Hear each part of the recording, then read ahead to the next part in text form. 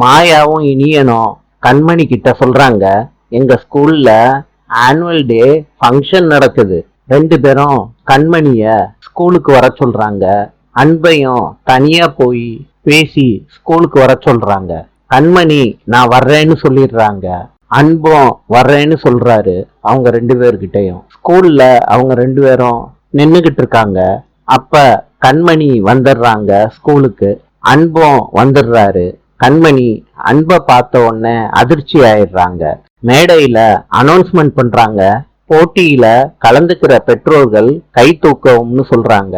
அன்பும் கண்மணியும் ஒருத்தர் பார்க்காம கைய தூக்குறாங்க. ரெண்டு பேரையும் மேடைக்கு கூட்டிட்டு போறாங்க. டீச்சர்ஸ் எல்லாம் சொல்றாங்க, நாங்க கேக்குற கேள்விக்கு ரெண்டு பேரும் ஒரே மாதிரி எழுதுறீங்களான்னு பார்க்க போறோம்னு சொல்லிட்டு அன்பையும் கண்மணியும் எதிரெதிரா நிக்க வச்சு எழுத சொல்றாங்க.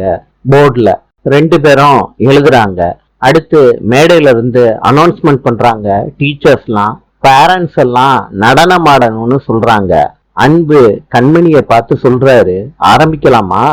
மேடையில கண்மணியும் அன்பும் ஆடுறாங்க. ஆடிக்கிட்டு இருக்கப்ப கண்மணி தடுமாறி விழுக போறாங்க. அன்பு கண்மணிய தாங்கி பிடிக்கிறாரு. கண்மணி ஒரு நொடியில தடுமாறிடுறாங்க. அன்போட கண்ணை பாக்குறாங்க. அன்பு கண்மணியோட கண்ணை பாக்குறாங்க. நாளை சந்திப்போம்.